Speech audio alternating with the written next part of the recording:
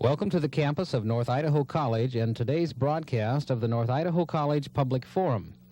The crew is comprised of North Idaho College television students. Your moderator is North Idaho College political scientist Tony Stewart.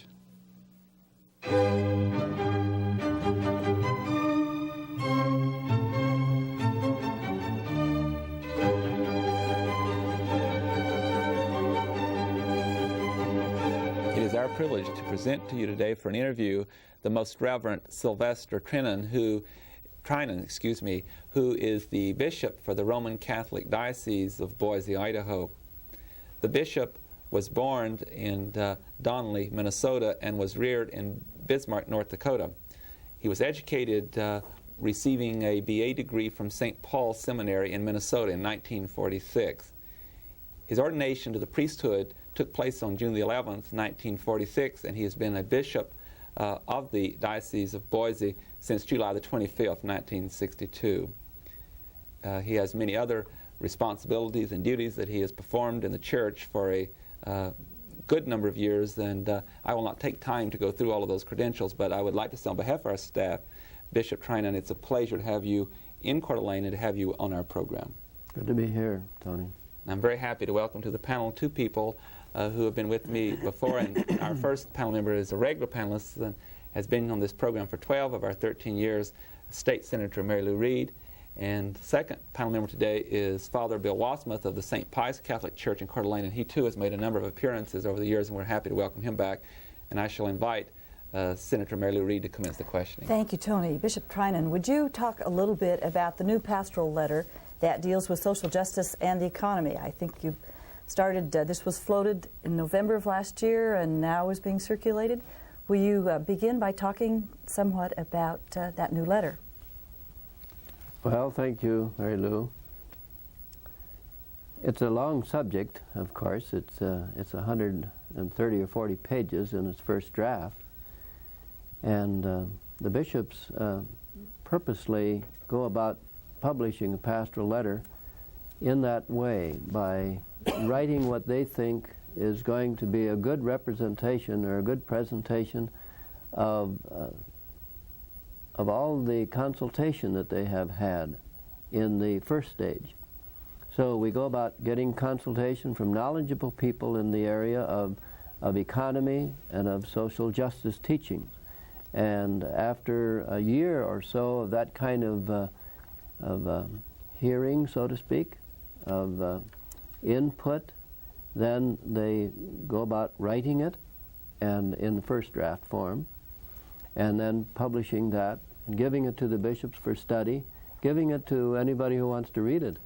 And that is what happened in this case. And we're getting a lot of support for it, but very much negative criticism of it. Well, to whom is the letter actually addressed? Well, it's addressed to Catholic people, primarily. So it isn't addressed to the President of the United States? No. But the purpose of the letter is, in fact, to attempt, or perhaps I shouldn't put words in your mouth, but I'm suggesting that maybe the bishops are attempting to influence public policy.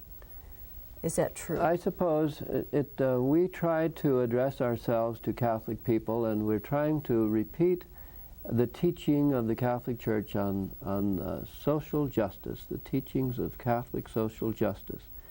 The whole area of unemployment and poverty. We talk about a preferential option for the poor. And this is basic Catholic teaching drawn from the Scriptures, from the Bible. Because Jesus he was God, and he was a great religious teacher, but he also was a person who spoke to social justice problems in the world of his day. Preferential option for the poor. Would you expand on that? What do you mean by preferential option? You mean a better world for the poor? It means that we try to do what Jesus did. He was preaching to the poor people of his time. He came and he said, the Spirit of the Lord is upon me, and therefore he has anointed me to go out and preach the gospel to the poor. And so the Catholic Church today has to address itself to all people. But we feel that the very poor people are powerless to help themselves in the social sphere. They are also, in many cases, voiceless. They don't have anybody to speak for them. And so the Catholic Church wants to take the preferential option for the poor, so that we're interested in the salvation of souls of everybody, the wealthy as well as the middle class, but especially for the poor, because they have no one really in power to speak for them. Father Bill Wassman. Bishop, could you comment for a bit on why the bishops chose to produce this kind of a document or be working on this document at this particular time? What conditions in our country or the economy or society has inspired the bishops to think that there's a need to make a statement like this at this particular time? Well, I think we would probably all like to do everything at one time, but that's impossible. And a couple of years ago, 1983, the bishop published the letter on nuclear power and the whole area of peace and war, and what we ought to do to help the world come to peace, to full peace. And now we're going into this other area, and so we just had to take it step by step. We're working on another document on the role of women in society and in the church, and that's very important. So it's hard to say, well, we did that one first because it's more important. And to get to your point of your question then, Bill, I think it's that it's the next step from the one on nuclear weapons. We thought that was very, very important that we talk on that at that time. Now, the whole area of unemployment, it's so bad. And when we started this letter, we must remember it's been in the works on the committee level for 2 or 3 years already, getting all that input that I talked to Mary Lou about. And so when we started it, unemployment rates were in our country were probably 10 or 12%, and they're getting a little better now. And hopefully they will be real good by the time the letter is published in November of '86. And then also the situation of poverty in the world. It's in our own country. We see what's going on in Ethiopia, and in the document we talk about the interdependence of nations, how one nation should be helping the other, so on.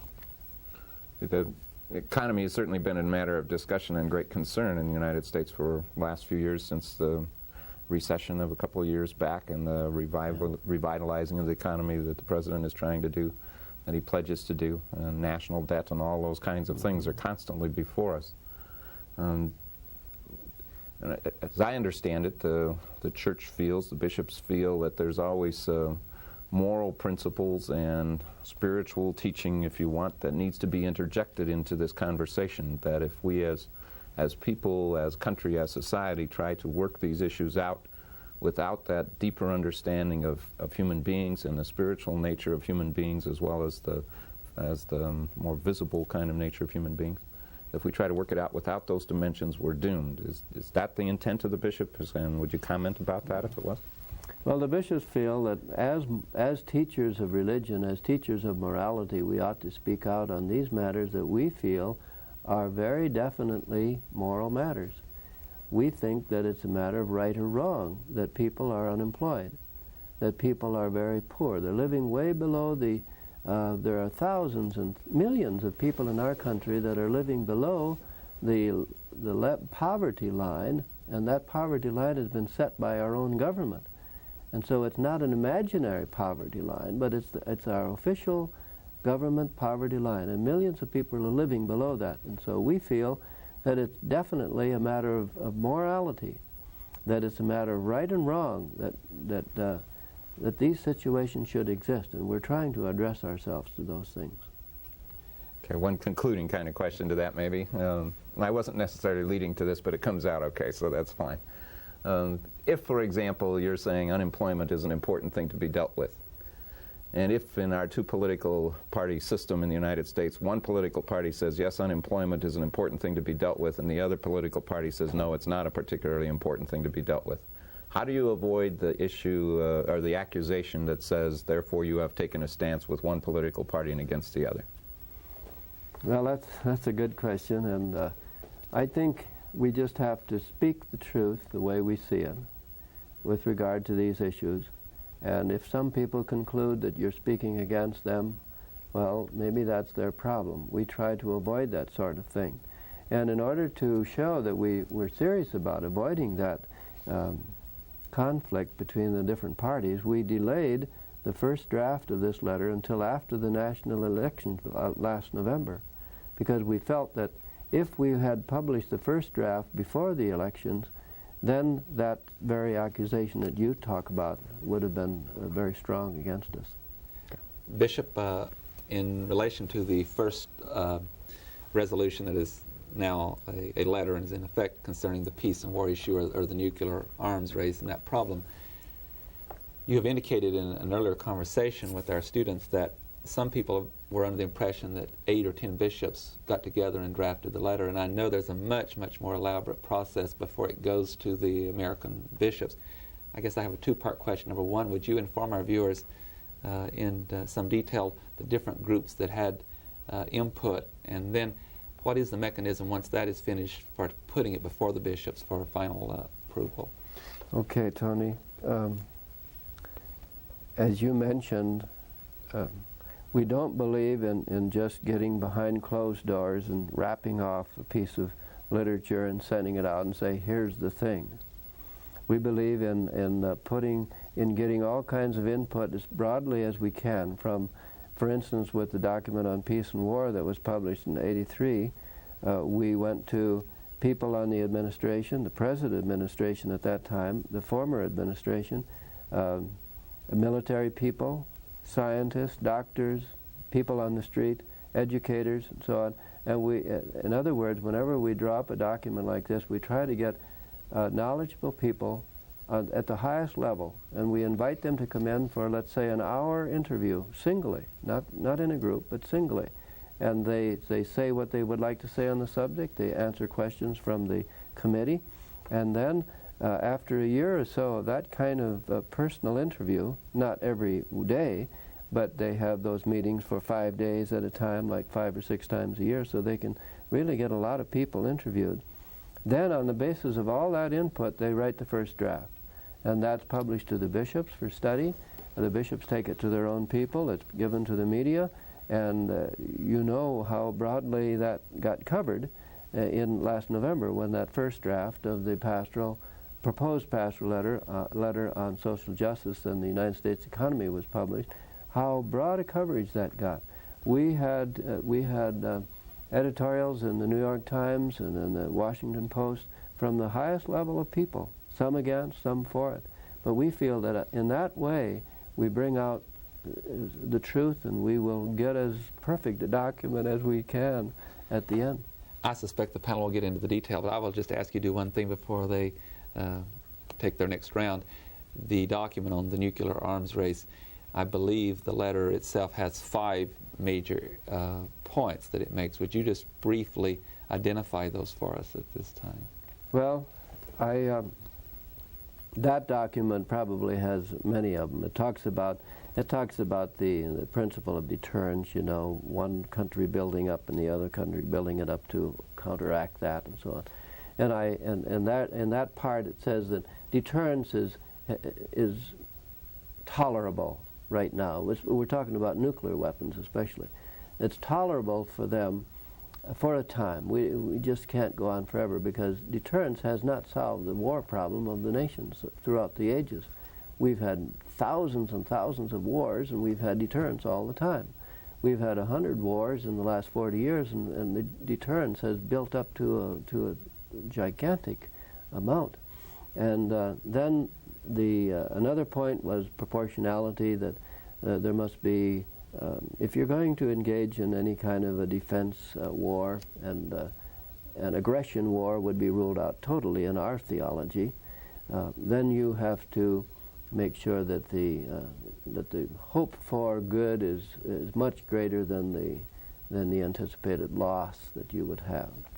And then discrimination of targets. We feel that it's immoral, totally immoral, to just shoot at random and bomb people, and women and children and elderly people and people that are not involved in this war effort at all. That if you're going to defend yourself, you have to you have to aim at military targets.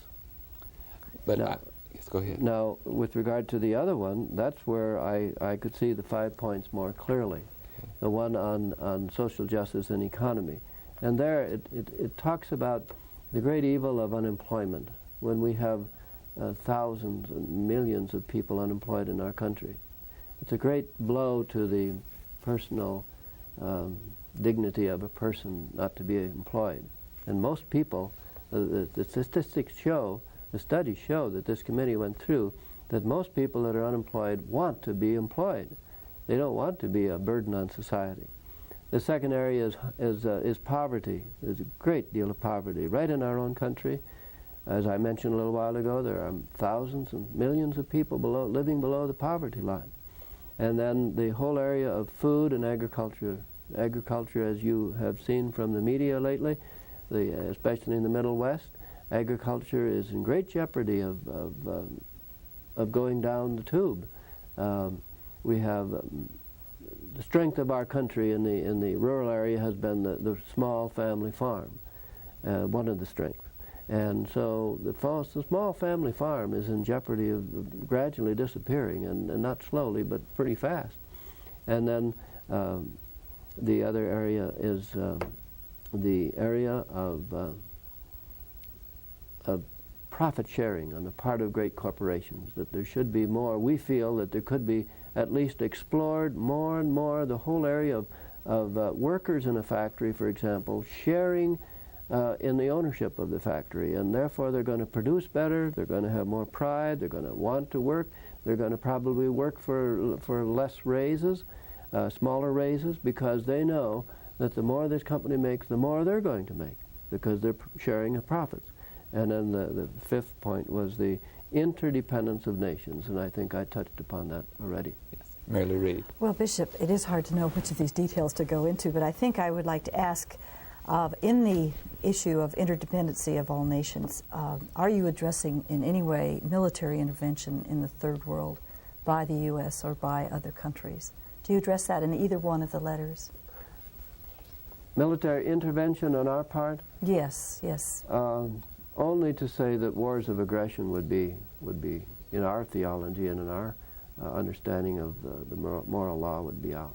So you don't necessarily address the question of the role of the U.S. in relationship to the Third World countries? Nicaragua. No. We would address it to the extent, Mary Lou, that we would say that wealthier nations have a definite obligation to help the less wealthy nations, the poor nations.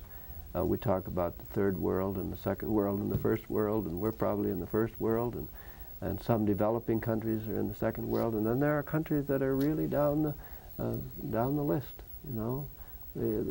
And we feel that the wealthier countries in the world ought to come to the aid of the poor, not in the sense of giving them handouts, but in the sense of helping them help themselves and become self-determining and self-supporting.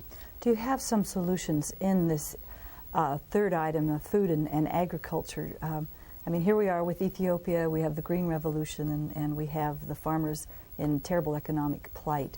Have you offered some solutions to getting through some of those barriers? The one on food and agriculture? Mm-hmm. Well, to tell you the truth, Mary Lou, the first draft, when the first draft was published, they did not have that chapter finished. And so they said, rather than to do a poor job on it, they said we'd just publish it without that chapter. But the second draft will have the chapter in. And so I don't know exactly what it's going to say, but I'm quite sure they will quote people like Barbara Ward, the great English economist who died a few years ago. She had her own theory on how the food problem could be solved in the world. One of them is, as she said, we waste too much food. We throw it away. And we know that's true in our restaurants and our homes. We just throw food away. Secondly, we have, my thought skipped me there for a moment, but it'll come back.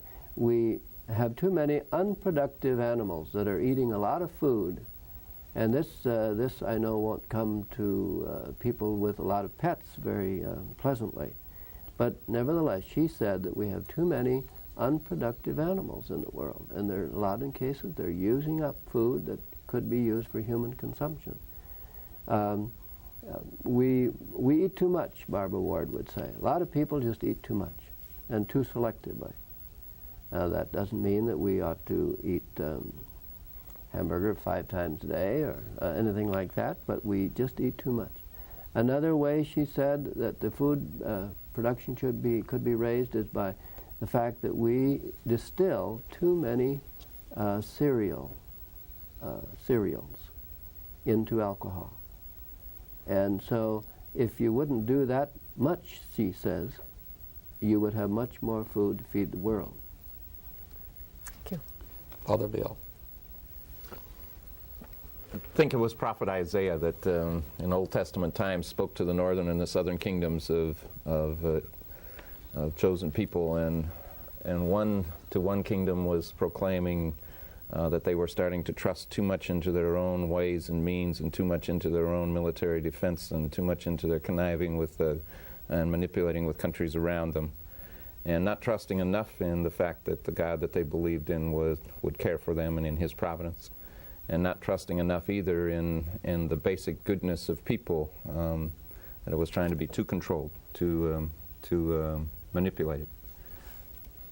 I think the prophet Isaiah was trying to say, be hopeful, folks. You don't have to build up barriers and walls and stuff to protect yourself. People are basically good, and the God that you believe in will care for you, trusting in providence there.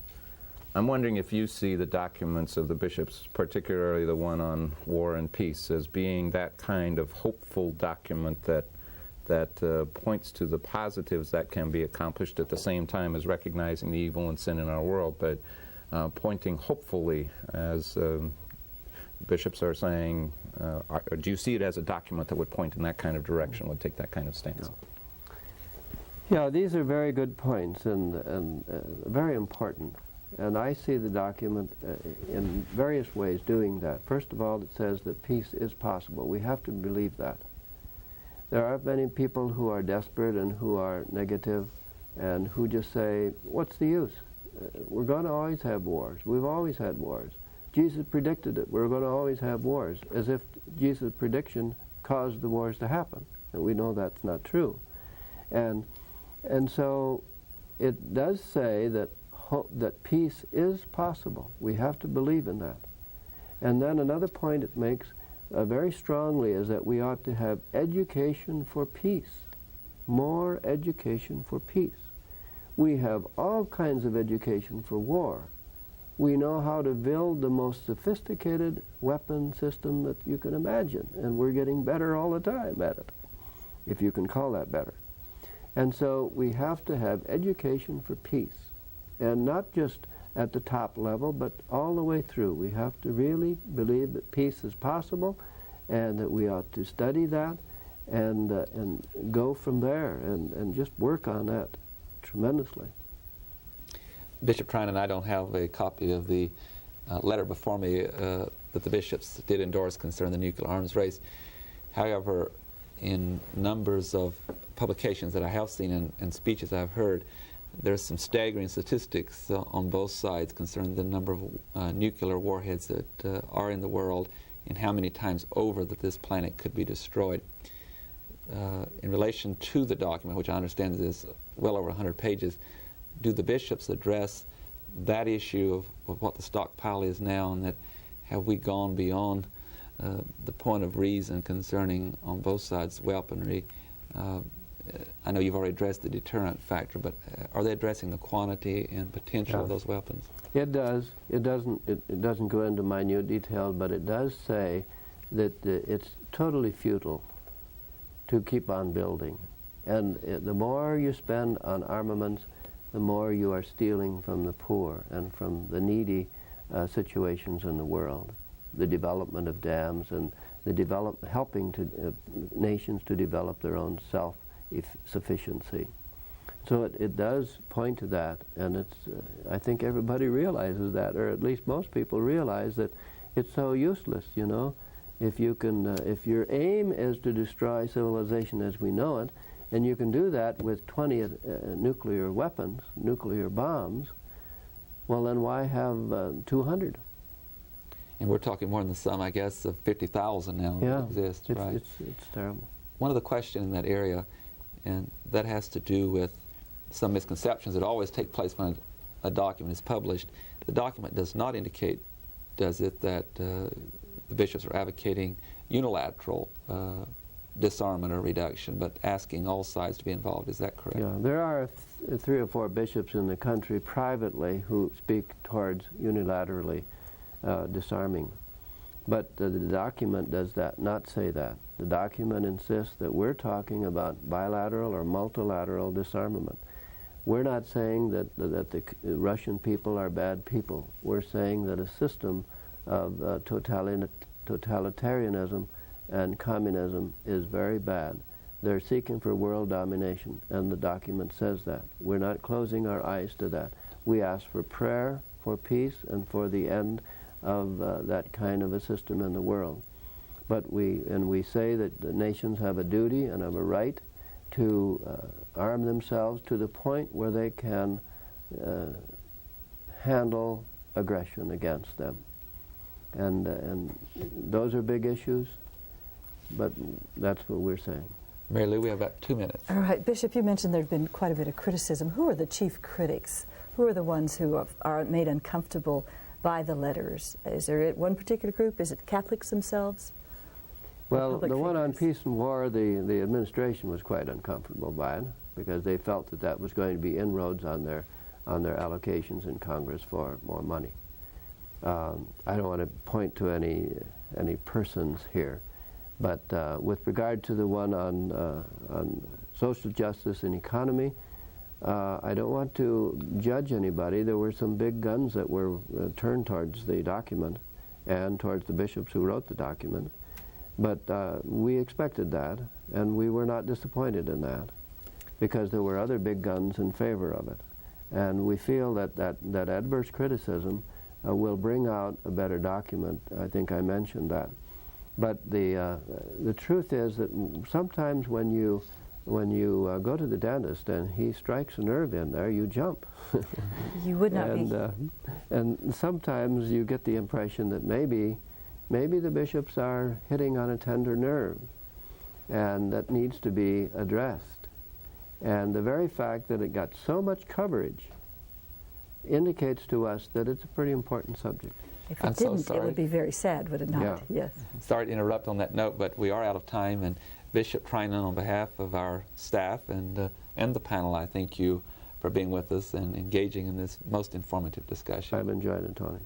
Ladies and gentlemen, our guest has been the Most Reverend Sylvester Trinan, who is the bishop for the Roman Catholic Diocese of Boise, Idaho, and we've been discussing some of the resolutions or letters of the American bishops. I hope you've enjoyed our program, and that I want to have this opportunity to invite you to be with us again next week at this very same time.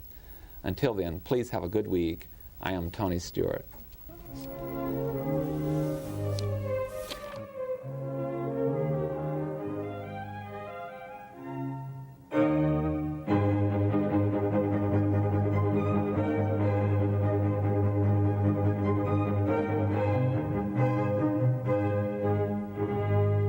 The North Idaho College Public Forum can be seen at this same time each week over this station.